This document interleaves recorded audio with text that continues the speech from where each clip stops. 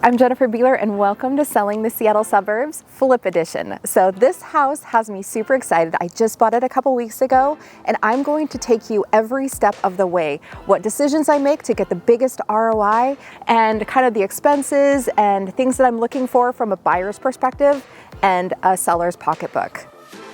So one thing that I'm going to do that is the least amount of money with the biggest impact to hide something that is a very big expense that I'm not replacing is we've got black windows that are 40 years old, but we've got this kind of a dated blue trim.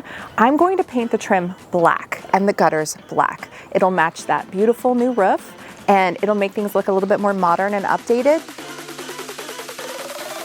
So this is a beautiful original 1985 home, 4-bedroom, 2.5 bath, and what do you notice? We've got spindles that look a little bit older. We've got a step down living room.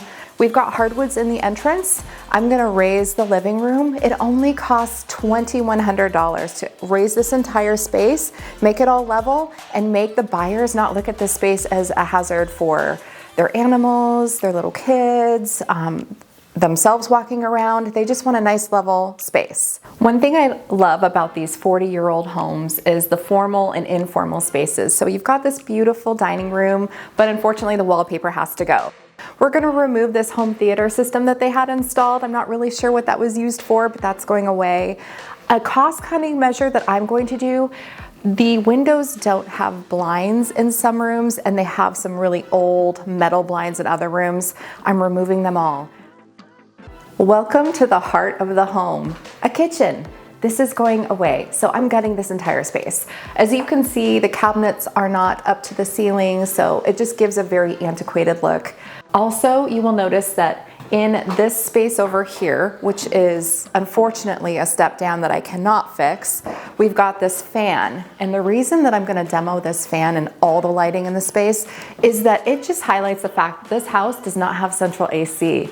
Also, since this is a step down, we've got our slider and our fireplace to consider as an expense. So I'm not gonna raise this room because then I'd have to deal with the windows and the outlets and the expensive things that aren't value added from my return on investment for a flip. As you can see, we are dealing with a lot of wallpaper in this space, which is a huge expense and undertaking. We are going to gut all of the bathrooms.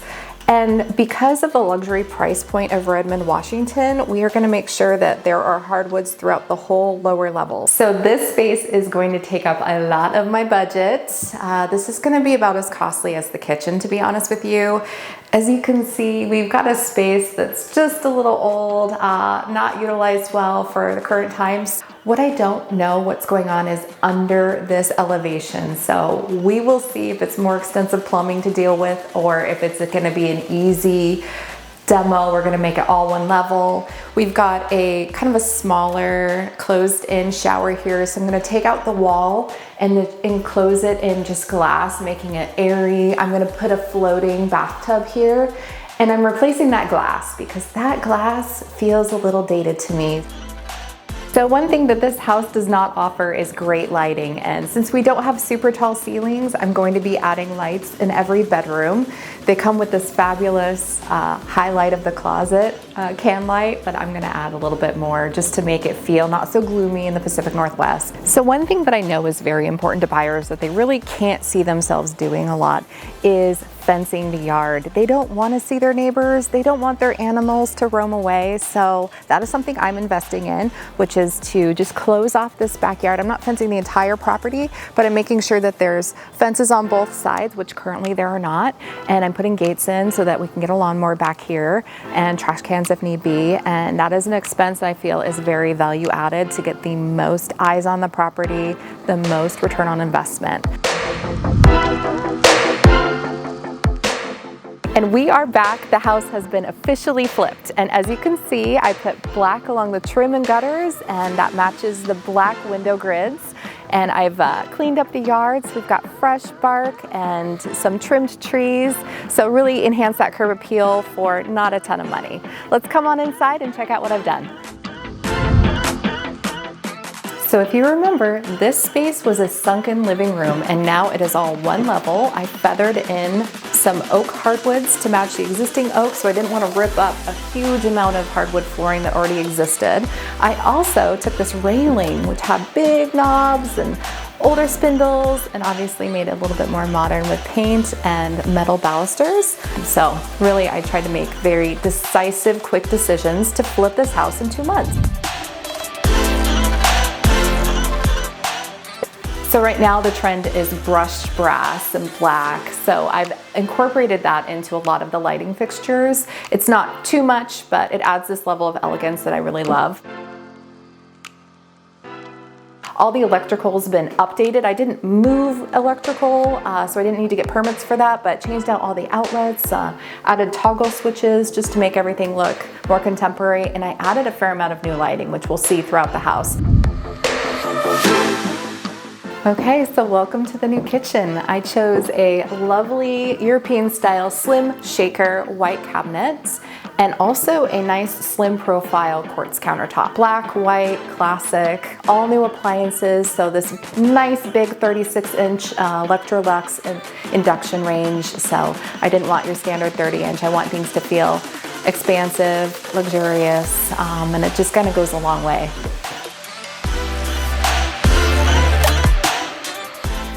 So we have that cohesive electrical look with that brass and the black lighting here.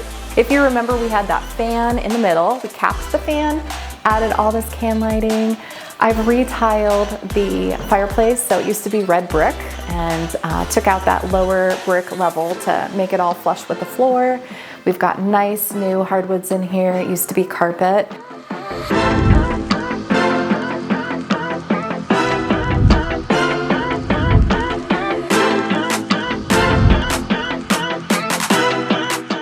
So I loved how this bathroom came out. It had those steps up to the sunken tub and up to the toilet. So I demoed this whole space, and luckily the plumbing was just nice and flush with the floor. I didn't have to mess with the plumbing. I've got this freestanding tub. You can just soak and relax at night. This big tile to make the room look even bigger. I've retiled the shower. I've added a bench seat. So there was some plumbing in the wall that I didn't want to have to move for permit reasons. So I just expanded the bench to cover it, which then expanded the size of the shower, which was tight, and there was a wall, made it dark, surrounded it with glass, put a nice big shower head, and you feel like you're in a spa. So in all of the bedrooms, there was missing a main light. So I definitely felt the need to add it for the light and bright factor. Pacific Northwest is so dark and gloomy. These are kind of fun. They have toggle switches for 3 settings for mood lighting. So there's a night light setting, there's a bright LED setting, and then there's this nice soft white. So I put this house on the market a couple days ago. I put an offer review date on this home because I knew this market was heating up. The buyer activity was a lot more than it was last month. And I ended up getting a bidding war. So I got multiple offers, it went over the list price, and there was a lot of traffic through for the last couple days in the open houses. So I would call this one a success.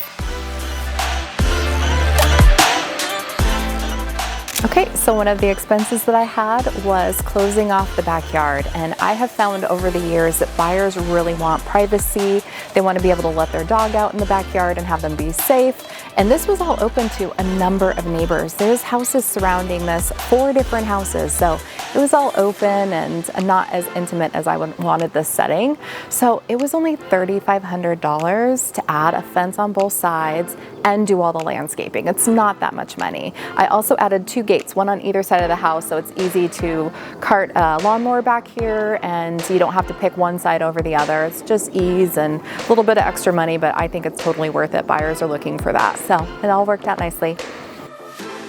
Thank you for watching Selling the Seattle Suburbs Flip Edition. And if you like more content like this, like, subscribe. There will be lots more videos to come. If you have any real estate related questions, I'd be happy to answer them. Just to end this episode on a very high note, we have already sold the house.